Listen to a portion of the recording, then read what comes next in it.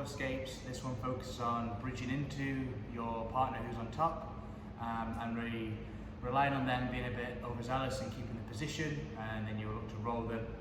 And then if they have something about them, they're likely to base out, but how do you capitalise on them basing and get an underhook and taking it from there?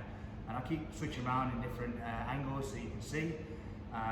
But it's a very simple escape if done well. Doesn't require a lot of energy, but you've got to have enough push in it in order to make them react. Okay, so we're going to start off in just a bottom side control position. And then, so at the minute Jack's on top, he's got control of my head, and then I don't have this frame. And I've talked about getting this frame in other videos, so I'm not going to go through it. We're just making sure that I want this frame in to be able to control the distance, and for later on in the technique, guide him through this. Okay, so I get into this frame position. From here now, what I have to be very mindful of is how much danger my, or his head side arm, or my arm, is in at the minute. Regardless of which side of his head my arm is at, he can attack it on both sides. So when I've got this arm wrapped around his head, I will generally apply a little bit of pressure so that if he tries to posture, I follow with him, okay? So that at no point can he create a bit of space, because if I relax and he postures, it starts to straighten my arm out and you can start getting straight arm bars and spinning arm bars, kimuras, etc. Okay, so I'm always mindful, this is the arm that he looks to attack initially. From here, I'm going to bridge into him towards his left, my right, towards you guys, and if he doesn't react, he'll just go over. So I put a lot of energy into pushing my hips and taking him over this way. And again, so I'll show you the scenario if he doesn't react, so it'll be a bridge. It'd be going over all the way, going around and taking him over, okay?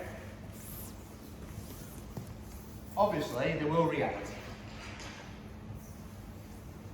It doesn't rely upon any basis from his arms in order to do this. He will just push back with his body. So from here, I will bridge into him. He will take a bit of the slack out, so he'll feel the bridge and then he'll drive back into me. So it'll look like this without any reaction, okay?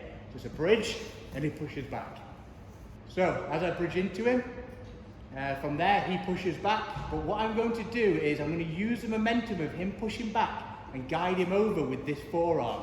But I've got to drive in with enough energy so that he comes back and I can then use his momentum. The reason why this will work is because his arm that's got the underhook on me is clamped tight to me. If it's relaxed and he can base, we'll go through that next. But because it's clamped into me and it's tight, when I bridge into him, he thinks he needs to keep hold of me, and then I'll guide him over without any base. Okay, so bridge, he drives back, and I take him over. Flat side control, and we've just reversed the position now. So if we switch around to the other side. So he's got head control, he's got an underhook with this arm. I've got this overhook, and I'm making sure that if he postures, I follow with him. So posture up. Okay, so he can't attack this arm, or not easily anyway.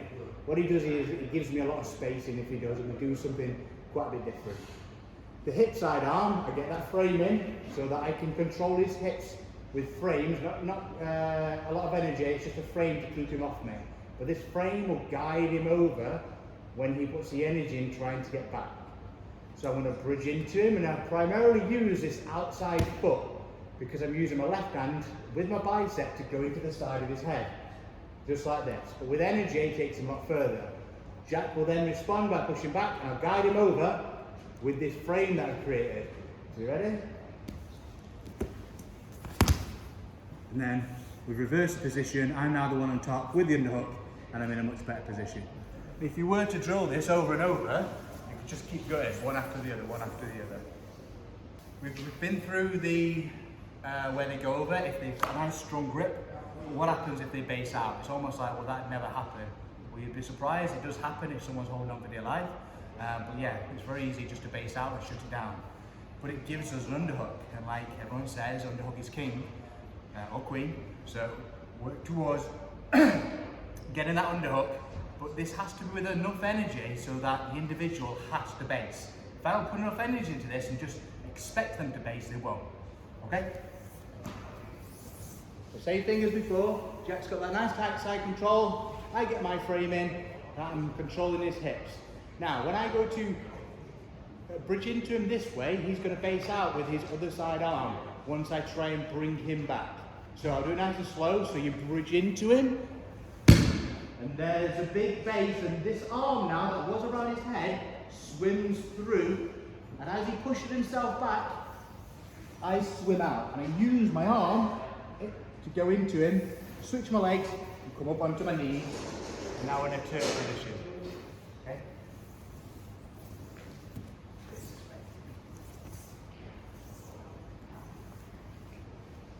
Okay, so we're in that position. I get my frame in. I get my frame in. I want to bridge into him, and then he's going to be basing out with this arm. So it's a bridge.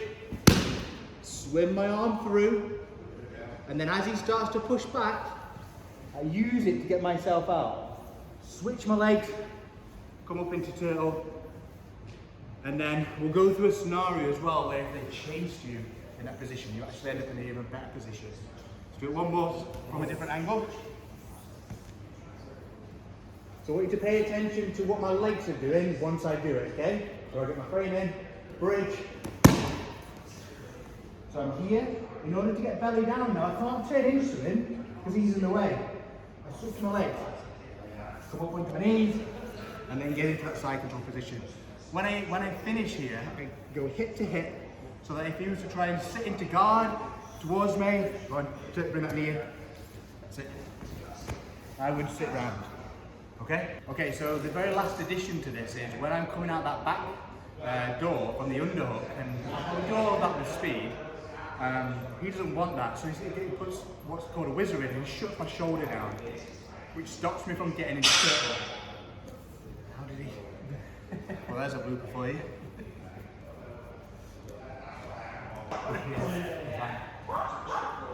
So we've done that technique where you come out the back and you head towards turtle, but we're going to make it so that Jack knows what's happening, and as I get round and start turning to my knees, he gets what's called a whizzer, shuts my shoulder down, and he has a bit more control of me. So we now can no longer get to turtle, so we're going to do what's called a knee tap and take him over to side control. Okay, so all the same techniques up until the point of where I start to get out and he puts a whizzer in. So I get my frame in, from here I drive into him, base back, swing through. As I'm coming up, turn around this way. You see, he shook down my shoulder, and now if he puts a bit of pressure into that, it keeps me down. Okay, so I have to make sure that as I've got pressure going down, to come around this way. As I've got pressure coming down, this free arm is going to walk through, cup his knee, and I drive and pull at the same time. If I do one or the other, it doesn't work, it's not enough. I have to drive into his chest whilst pulling. And then from there now, work my way around the back of his hips and get into a side control. Okay, so we do it with a little bit of speed.